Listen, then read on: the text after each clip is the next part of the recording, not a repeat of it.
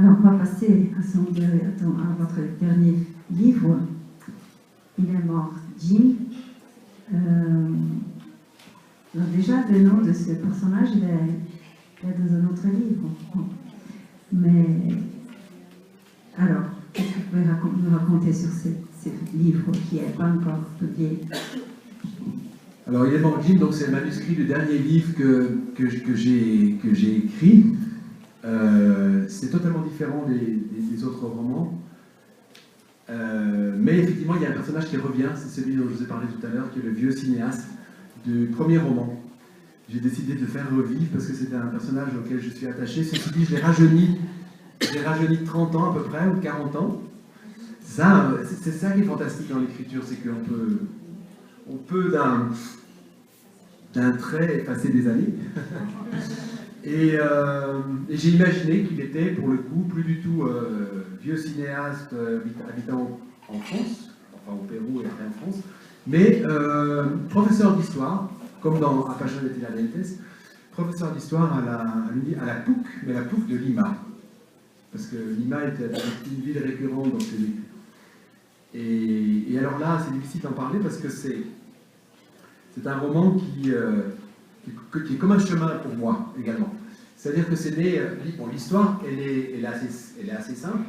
Ce professeur d'histoire, donc Jim Rosso, qui a 58 ans, lui, il est donc professeur à l'université catholique, il a fait son doctorat quelques années plus tôt, il a fait son doctorat sur Sentier lumineux, et puis à 58 ans, il a envie d'écrire, de faire une dernière recherche. Mais ce n'est pas une recherche qui va lui servir pour l'université, parce qu'il est proche de la retraite, il n'est pas vraiment intéressé par un post-doctorat. Il se dit, ben, je vais faire une recherche sur un sujet qui m'intéresse vraiment. Vraiment, et maintenant. Et qu'est-ce qui m'intéresse? Ben, ce qui m'intéresse, c'est la grande question que je me pose depuis toujours, et que je crois les uns et les autres on se pose, c'est qu'y a-t-il après la mort? Donc voilà la question qu'il se pose. Et il décide de faire une recherche sur la vie après la mort, on va dire.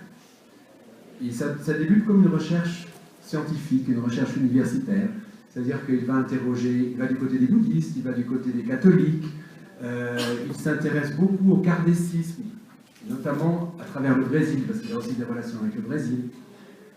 Et puis, ce que je peux dire, c'est que petit à petit, le roman va le changer. Le roman, l'écriture de son texte, de sa recherche, va le changer sans qu'il s'en rende compte. Lui-même va changer. Il va faire son propre chemin de Compostelle sans s'en rendre compte, en fait. Et à la fin du roman, il sera un autre homme. Et ce que je voulais ajouter, c'est que on ne sort pas indemne d'une l'écriture d'un texte comme celui-là. Donc moi j'ai vécu des choses totalement inattendues en écrivant ce roman, notamment, je vais vous citer une anecdote qui m'est arrivée vraiment. Vous savez, quand on écrit un roman, on s'interroge sur son titre. C'est important de trouver le titre du roman. Il faut que le titre soit significatif. Il ne faut pas non plus qu'il soit difficile à prononcer ou pas agréable. C'est difficile. Et donc, moi, en écrivant les premiers chapitres de Il est mort, Jim, je me disais quel titre je vais donner à ce roman. Ça me trottait dans la tête comme ça. Et donc, le personnage s'appelle Jim, et ça parle d'une recherche sur la vie après la mort, comme je le disais déjà juste avant. Et il m'est arrivé quelque chose d'étrange et réel, vraiment, j'en suis le témoin vivant. J'étais sur mon ordinateur un jour, l'écran s'est éteint, et il est apparu au milieu de l'écran le titre du roman. Il est mort, Jim. Boum, boum, boum, comme ça. C'est vrai. C'est vrai. Bien sûr que c'est vrai. Et alors, il y a toujours une explication à tout, hein. Donc, j'ai vérifié sur Internet ce que ça pouvait être, cette apparition d'un texte comme celui-là. Donc, c'est devenu le titre de mon roman, hein. Mais je me suis dit, je vais faire une recherche quand même. Et en fait, c'est une blague d'informaticien, ça. Mais est-ce que ça vous est déjà arrivé à vous, sur votre écran, de voir apparaître qu'il est mort, Jim? Ça n'arrive à personne, et ça m'arrivait à moi au moment où j'écrivais ce roman. Et pire encore, et là, Lucien en est témoin, ça m'est arrivé en portugais aussi après. Et je m'interrogeais à ce moment-là sur le titre que ça devrait donner en portugais. Et j'ai eu sur mon ordinateur en portugais « Elle está morto, Jim ». En fait, techniquement, je vais vous dire, c'est un problème de Google. Quand la mémoire de Google est pleine, c'est un texte qui vous l'annonce. Et c'est une blague d'informaticien, parce que c'est une phrase qui est tirée de ce film culte Star Trek. He's dead, Jim, Enfin, voilà, mais c'est quand même incroyable, incroyable. Donc je pense que c'est un signe. Et j'ai eu d'autres signes comme ça, je les raconte dans le roman. Le dernier signe dont je voudrais vous parler, c'est plus encore que trouver un titre au livre, la grande difficulté pour moi, c'était de terminer ce livre. Parce que vous imaginez, le livre commence par la mort. Le livre commence par la mort de mon narrateur. Alors, ça commence par « Je m'appelle Jim, je suis mort à l'âge de 83 ans au pied d'un arbre sur une place du Callao à Lima, Pérou. » Quelque chose comme ça. Donc, à partir du moment où on sait que le personnage est mort, il écrit de l'au-delà s'il est mort. Donc, il faut qu'il parle de l'au-delà. Sauf que moi, je ne suis pas allé dans l'au-delà. Donc, comment terminer le roman? Forcément, je vais décevoir le lecteur. Alors, je m'interrogeais, j'ai pas trouvé la solution moi-même. C'était un rêve. C'est un rêve qui m'a donné je vous assure, c'est un rêve qui m'a donné la fin de ce livre. J'ai eu une révélation comme ça dans un rêve semi-éveillé et ceux à qui j'en ai parlé, donc c'est la fin du livre, ceux à qui j'en ai parlé m'ont dit mais oui c'est vrai, ça résout bien la fin de ce livre, ça résout bien cette difficulté. Et franchement je ne l'aurais pas trouvé tout seul. Donc voilà, c'est étrange. J'ai une question. Oui. Avec le micro. Pourquoi vous avez choisi...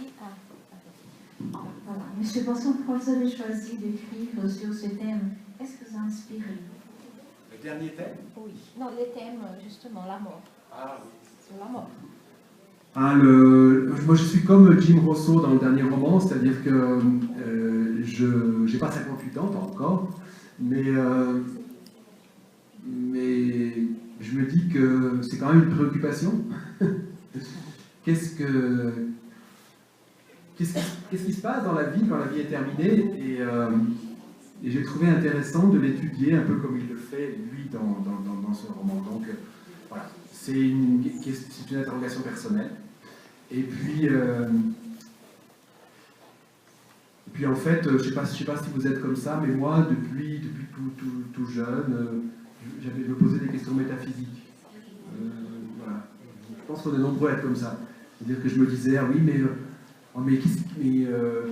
est-ce que je suis vraiment réel? Est-ce que les gens à qui je parle sont réels? Est-ce que j'existe vraiment? Oui, genre de questions. Non? Là, voilà. J'ai essayé d'y répondre dans ce roman. Et vous savez, le mélange entre le bouddhisme, quand je dis le mélange, les points communs, ce qui est extraordinaire, ce que j'ai découvert en écrivant ce roman, c'est que, alors sûrement que parmi vous, il y a des gens qui en savent beaucoup plus que moi sur chacun des sujets.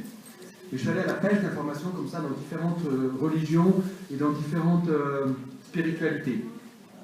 Ce que j'ai trouvé d'extraordinaire, c'est les ponts qu'il y a entre toutes les religions et toutes les spiritualités. Et ça, pour moi, c'est une vraie révélation parce que, en fait, j'ai l'impression que c'est la même histoire qui est racontée de façon différente. Et voilà, et c'est une vraie découverte avec... je ne sais pas si ça a répondu à toutes mes questions, parce que, encore une fois, pour avoir des réponses, il faut vivre ces choses-là. Mais ne serait-ce que... on est quand même entouré de choses extraordinaires. Je veux dire, moi, la première chose que j'ai découverte en écrivant ce roman, c'est qu'il y a des millions de gens millions de gens actuellement, je ne sais pas si vous savez ça, qui ont vécu ce qu'on appelle des expériences de mort imminente. Le mort imminente, vous savez, tout le monde sait ce que c'est, hein, c'est quand voilà, on est ramené à la vie, parce que maintenant la médecine le permet de plus en plus, et des millions de gens ont vécu ce même scénario qui est, vous savez, je me sens emporté dans un tunnel, une lumière extraordinaire, un bien-être extraordinaire, et je vois défiler ma vie, etc. Et si ce sont des millions, et s'il y en a de plus en plus, c'est parce que la science ramène de plus en plus les gens à la vie, puisque maintenant, quand on meurt, on ne meurt plus comme avant d'une crise cardiaque, par exemple. Beaucoup de gens racontent ce récit-là, c'est quand même extraordinaire. Donc voilà.